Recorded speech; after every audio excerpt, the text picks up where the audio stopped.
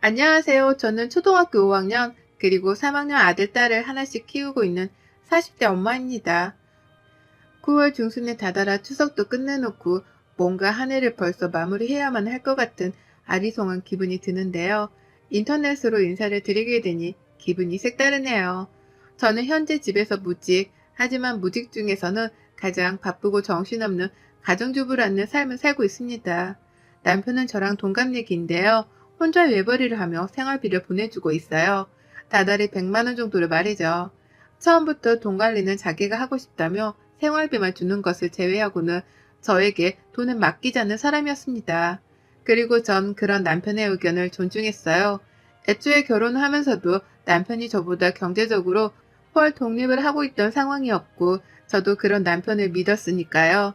그렇게 저는 지금까지 다달이 생활비를 받아가면서 주부 생활을 하고 있었습니다. 그리고 아이를 낳게 되며 슬슬 한계에 부딪히게 되었죠. 아이가 하나도 아니고 둘, 그리고 무려 대한민국이라는 이 땅덩어리에 살고 있다 보니 자녀를 키우면서 나가게 되는 돈이 꾸준하게 생겨났습니다. 하다못해 어린이집을 보낼 때에도 무슨 숙제나 준비물이 그리 많은지 사소하게 아이에게 사줘야 하는 것들이 늘어났고요.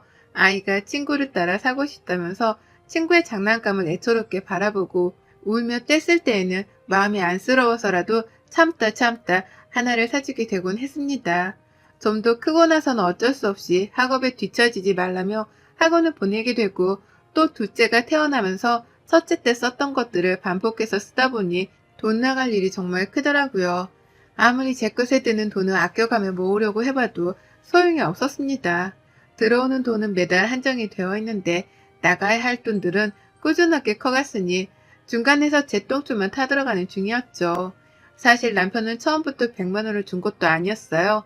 아이를 낳기 전에는 70만 원으로 두 사람의 생활비를 충당하라며 거대한 임무를 맡기는 듯 쥐어줬었답니다. 그때는 뭣도 모르고 그 돈으로 살 수 있다며 부부의 핸드폰 요금에 공과금 그리고 식비의 관리세 이것저것 그 많은 지출을 감당해내려 했어요.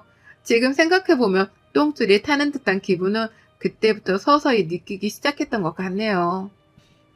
그러다 결국 아이를 낳고서는 도저히 생활비만으로 아이 기저귀 하나조차 사기가 버겁다고 애원을 해서 겨우 100만 원을 받아내기 시작했고요. 천만다행이었던 것은 남편이 적어도 월급만큼은 큼지막하게 벌어온다는 것이었습니다.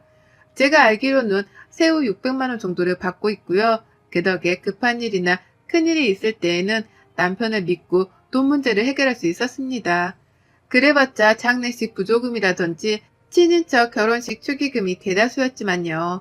나름 여유있게 돈을 벌어오고 있는 사람이었고 저희가 자식이 줄줄이 딸린 집도 아닌 딱 적당한 4인 가정이었는데 남편은 뭐가 그리 불안하고 또 미덥지 못한 건지 돈 100만 원을 제외하고는 저에게 한 푼 주는 것조차 아까워했어요.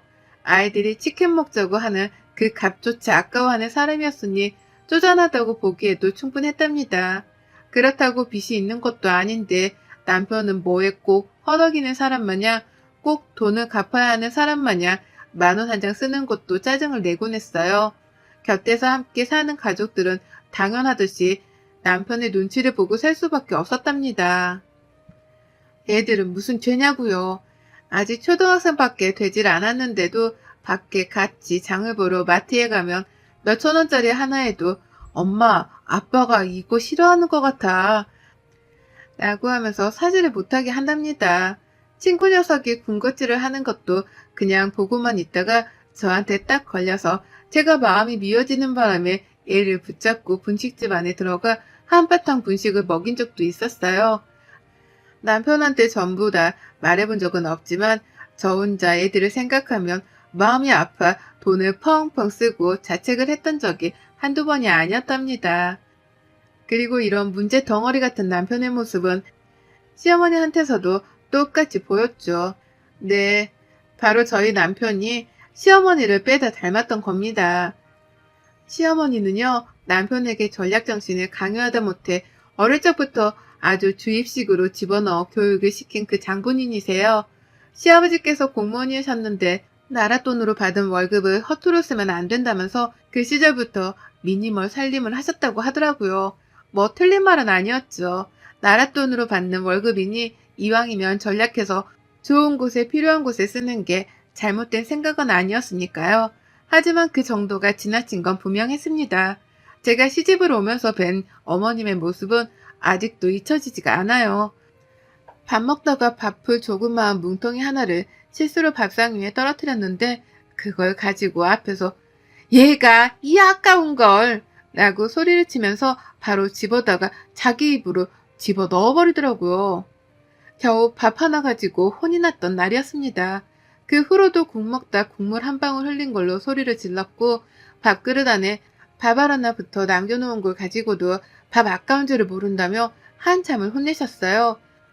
며느리로 이상한 애가 들어왔다고 하시면서 말이죠. 그때부터 지레짐작은 했습니다.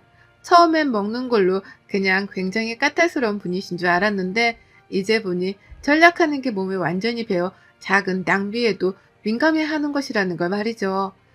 그걸 알고 나서 보아하니 어머님은 정말 저 같은 평범한 사람이 감당하기에는 힘든 점이 너무 많았네요. 남편도 남편이었지만 그만큼 존재감이 크셨던 어머님도 만만치 않으셨어요.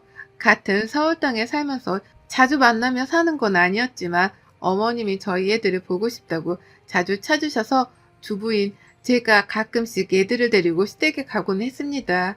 그럴 때마다 전 어머님께 당연하듯이 그 한 주 혹은 몇 주간의 생활비 내역들을 검토받아야 했어요. 못 보고 지낸 사이에 어디다가 큰돈을 썼는지, 그간의 생활비는 어떻게 관리를 하고 쓰며 살았는지에 대해서 자잘한 것까지 다 하나하나 캐물어 보셨기 때문입니다. 얘들은 아빠한테서 돈 때문에 눈치를 보는 것도 모자라 할머니 집에 와서도 할머니한테 혼이 나는 중인 엄마의 모습을 봐야 했고요.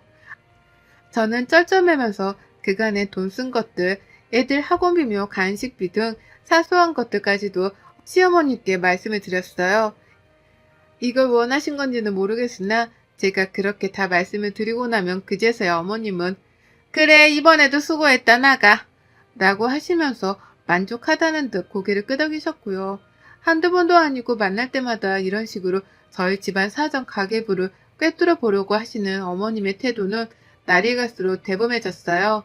처음엔 단순하게 돈 쓰는 걸로 궁금해하고 내역을 알려고 하시더니만 슬슬 제가 대답도 잘하고 제 허리끈을 조여가면서 돈을 아끼고 사는 것이 보여 실증이라도 나신 건지 애먼 곳에 초점을 두시더라고요. 제 복장 말입니다. 한 번은 애들 학교에 갈 일이 있었습니다. 학부모 모임 때문이에요.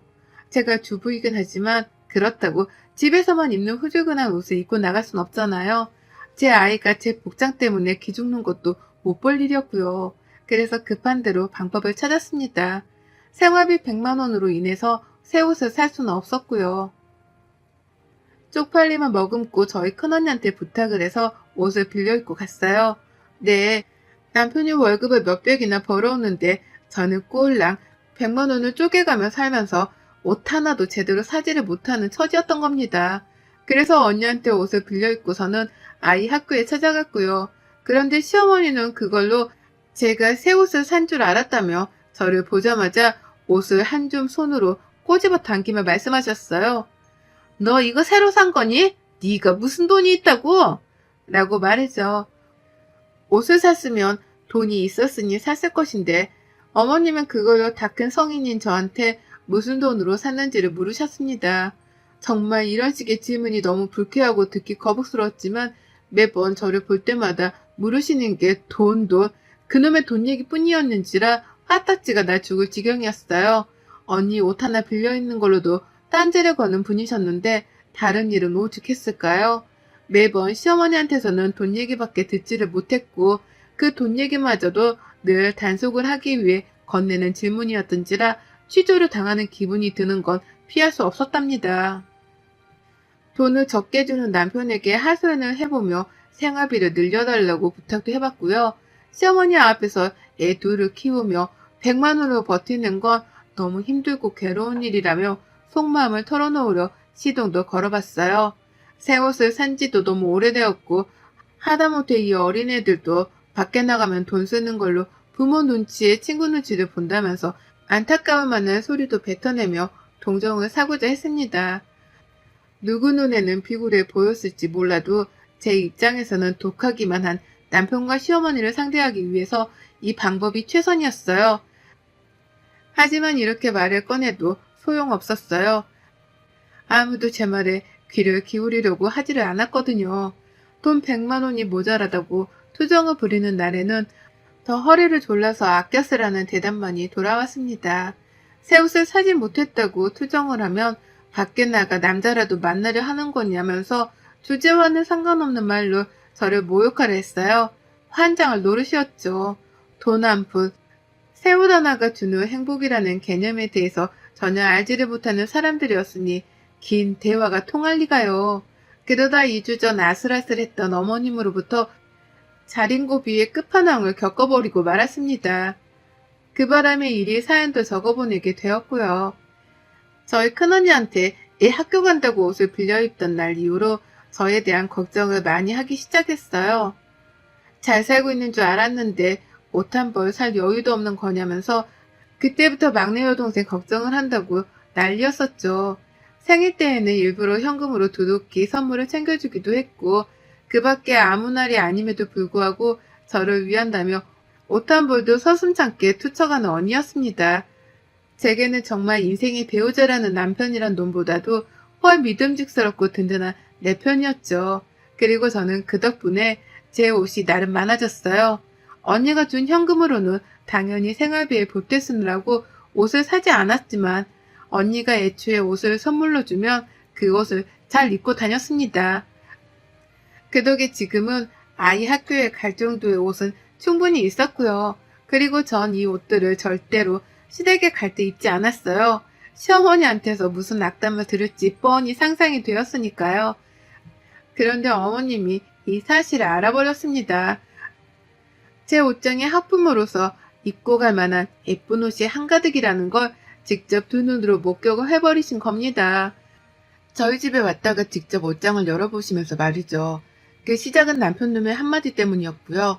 시어머니가 딱 하나 좋은 점이 있다면 그건 제 아이들을 그나마 예뻐라 하신다는 것이었는데요. 아이들이 또 보고 싶다고 하셔서 마침 주말이기도 했고 억지로 남편이랑 시댁을 찾았었습니다. 추석이라 어차피 다시 봐야 할 때였는데도 불구하고 일단 찾아갔어요. 그러다 대화를 하던 도중 어머님이 제 옷이 해진 것을 발견하셨고 옷을 사주겠다는 소리는커녕 그 와중에 옷꼬라지가 그게 뭐냐는 잔소리를 하시더라고요. 돈 아껴 쓰라고 잔소리는 하시던 분이 말이죠. 근데 그 말에 남편이 뭐라고 대답한 줄 아세요? 엄마, 얘 옷 많아. 옷장이 꽉 찼어. 라고 대답을 한 거예요.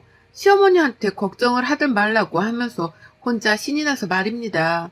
이런 표현은 좀 그렇지만 남편의 그 한마디 때문에 시어머니는 눈깔이 뒤집혀졌답니다. 바로 그 옷들이 다 어디서 난 거냐며 무슨 돈으로 산 거냐며 갖은 잔소리의 질문을 폭탄처럼 던지셨고요. 그리고 바로 다음날 시어머니는 오후 늦지막히 저희 집에 찾아오셨답니다. 그것도 하필 제가 잠시 장을 보러 나간다고 며칠 만에 집을 비운 시간대에 말이죠. 장을 보고 집에 돌아오자마자 저는 놀라 현관에서 움직이지를 못했어요. 도둑이 든 줄 알았거든요. 현관 앞까지 제 양말 하나가 떨어져 놓여있는데 어질러진 옷가지들이 안방으로까지 이어져 있더라고요. 누가 집안에 있다는 생각에 겁이 덜컥 나서는 움직이지 못했고 안방으로 조심스럽게 갔다가 활짝 열려진 옷장을 보자마자 직감했습니다. 아, 시어머니가 오셨다 갔구나 라고 말이죠. 다른 건 하나도 건드리지를 않은 채 옷장만 딱 열려져 있고 그 안이 텅 비어져 있는데 옷의 행방을 찾을 생각도 안 했어요. 본능적으로 알아차린 거죠. 시어머니가 와서 옷들을 다 챙겨 갔다는 걸 말입니다. 바로 전날 시댁에서 그렇게 혼이 났으니 모를 리가 없었어요. 제 옷의 출처에 대해서 미치도록 궁금해하며 화를 내시던 시어머니.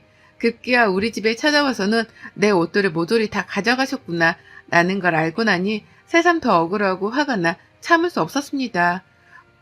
방금도 마트에 가서 얼마나 돈을 아끼며 장을 봐야 하는지 골머리를 알아가면서 눈치 보며 장을 봐왔거든요. 내가 먹고 싶은 밥 한 바가 눈앞에 보였는데도 순간 이거 몇 번 참으면 야채 하나를 더 사겠거니 하는 생각에 사보지도 못한 채 손에서 내려놨습니다.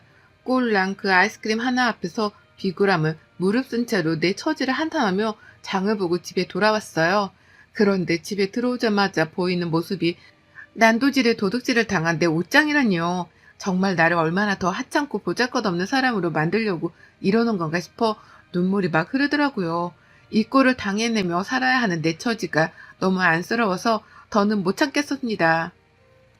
그리고 전 평상시 같으면 혼자 이렇게 울고 서러워하다 말았을 텐데요. 장본걸 부엌에 내팽개쳐 버리자마자 시댁으로 찾아갔어요. 이번엔 시어머니보다 시댁에 먼저 도착을 해야겠다는 생각이 들었습니다. 지하철 타고 꾸역꾸역 시댁을 찾아갈 힘도 없었네요. 그래서 저도 모르게 택시를 잡아버렸고 에라 모르겠다며 그 택시비를 굳이 결제까지 하고서는 시댁에 도착을 했어요. 아니나 다를까 시어머니는 아직 집에 도착도 하지 못하신 와중이었답니다. 아무리 초인종을 눌러도 집안에서는 누구 하나 나오질 않았네요. 문 앞에 죽치고 서서는 미치도록 시어머니를 기다렸고요. 그러다 결국 마침내 제 옷장에서 훔쳐온 것으로 추정되는 옷가지들을 종량집 봉투 안에 꾸역꾸역 담아서는 그걸 계단으로 질질 끌면서 힘겹게 올라온 시어머니와 정통으로 마주쳐 버렸습니다. 시댁 앞에서 말이죠. 어머님은 처음엔 귀신을 봤다 싶었던지 눈을 껌뻑이시다가 제가 정말로 자신보다 먼저 시댁 앞에 와 있는 걸 보고서는 소스라치게 놀라셨어요. 전혀 예상을 못한 것이었죠. 너 왜 여기 있냐? 라면서 왜 왔는지를 뻔뻔스레 묻는 어머님의 질문을 뒤로한 채 저는 말했습니다. 문 열어주세요. 라고 말이죠. 시어머니가 처음엔 못 들은 척을 하려 하셨는데 전 재차 인사도 없이 본론부터 말했습니다. 문 열어주시라고요. 라고 말입니다. 그렇게 저는 시댁에 들어갔어요. 찬바람 쌩쌩 부는 그 차갑던 공기 속에서 저는 시어머니가 들고 계시는 제 옷 따위는 안중에도 없었습니다. 어차피 우연이 아니었으면 가지지도 못해서 못 드렸으니까요. 다만 며느리한테 돈 10,000원 한 장, 1,000원 한 장조차 살림에 보태쓰라면서 쥐어준 적이 없는 인색한 시어머니가 며느리한테 옷 한 벌을 선물해주기는커녕 옷장을 털어서는 멋대로 도둑질을 했다는 사실 자체는 그 누구도 부정할 수 없었습니다. 그냥 넘길 수도 없는 일이었고요. 그래서 전 시댁에 들어가자마자 똑같은 범행을 저질렀어요. 안방으로 들어가 시어머니 옷장을 털어버린 겁니다. 옷걸이를 마구 잡아당기면서 사방팔방으로 옷이 튀는 걸 지켜보며 마구잡이로 옷장 속의 옷들을 끄집어냈어요. 처음엔 화장실이 급해서 문을 열어달라고 한 줄 알았던지 어머님은 저희 집에서 가지고 나온 옷가지들을 숨기려 하며 문을 열어주셨는데요. 제가 급하게 안방으로 들어가자마자 옷들을 끄집어내며 난동을 피우자 어머님도 그제서야 소리를 지르면서 달려와 저를 말리시더라고요. 벼랑간 별 미친년이 다 했다고 하시면서 말입니다. 저는 그제서야 시어머니를 돌아보며 소리를 질러드렸어요. 제 옷장은 왜 털어가셨어요? 어머님이 먼저 시작하셔놓고 왜 저보고는 미친년이래요? 제가 미친년이면 어머님은 더한 또라이세요? 라고요.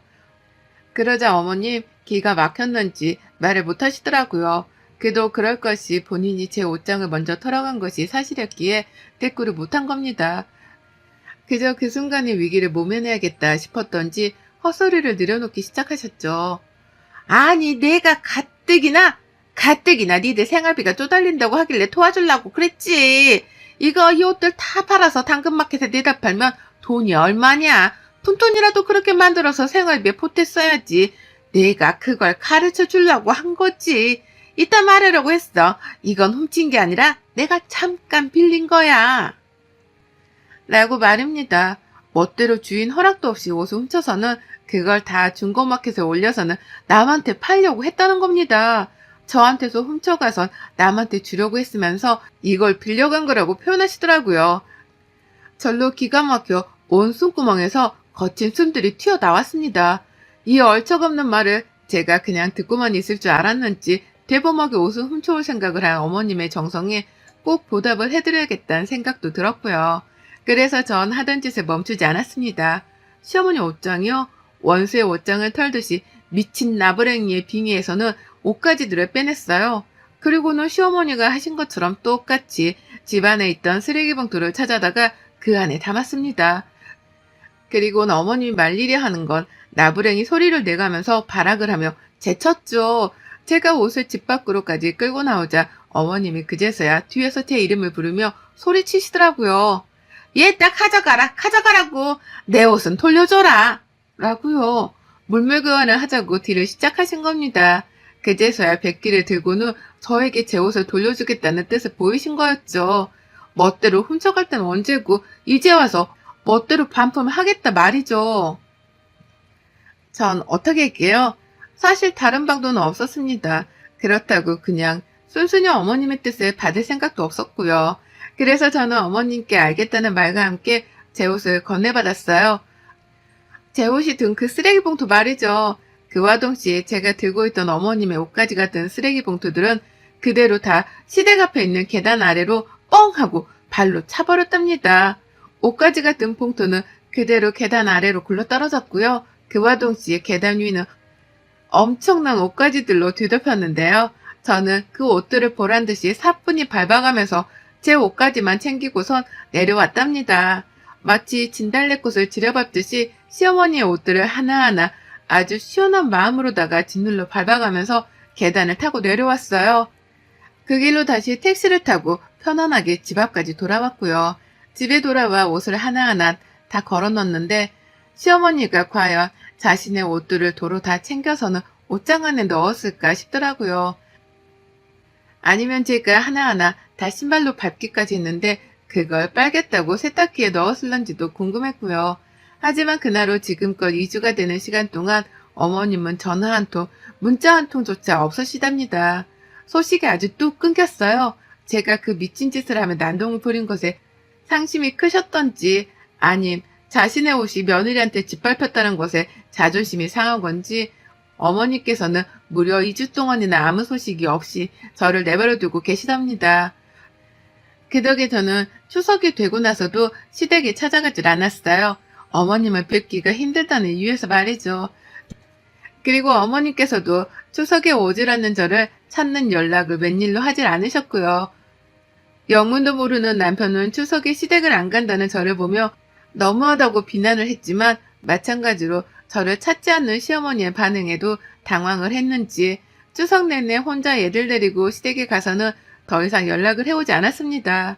시댁에 들어가기 전까지 얼른 와라 라며 협박을 하더니만 막상 시댁에 들어가선 깜깜 무소식이더니 집에 돌아와서도 시댁 얘기는 일절 꺼내질 않았어요. 그걸 보면 저도 파악을 했죠.